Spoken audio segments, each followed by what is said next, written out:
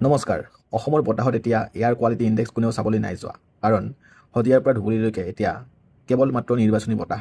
BJP, Congress, ৰাইজৰ দল, অসম জাতীয় পৰিষদ, অসম গণ পৰিষদ, AIUDF আৰু কত জিকি।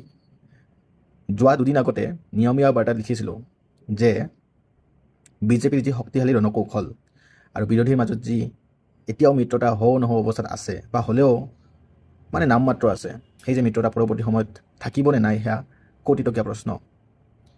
তাৰ বাহিৰে দৈনিক জনমভূমি কাকততো লিখিছিলোঁ যে এই যে আদৰ্শহীন কিছুমান নেতা ওলাইছে, তেওঁলোকে যি দল বাগৰাৰ ৰাজনীতি কৰি আছে, আয়াৰাম গয়াৰামৰ ৰাজনীতি কৰি আছে, তাৰ ফলত কি ক্ষতি হ'ব পাৰে।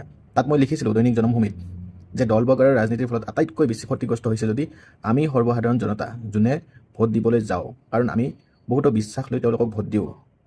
আৰু সাধাৰণতে যেতিয়া দলবিলাক তেওঁলোকে সলনি কৰে, তেতিয়া আমাৰ মাজত চিন্তা চৰ্চা হোৱাটো স্বাভাৱিক কথা যে আমি এজন ভুল প্ৰাৰ্থীক ভোট প্ৰদান কৰিলোঁ নেকি। লগতে বৰ্তমানৰ বিজেপিৰ যি ৰণকৌশল সেয়া কিন্তু বহুত সাংঘাতিক ধৰণৰ। কাৰণ তৃণমূল পৰ্যায়ত বিজেপিৰ শক্তিশালী এটা ভেটি স্থাপন আজিৰ পৰা 5 বছৰ আগতে কৰি থৈ দিছিলে।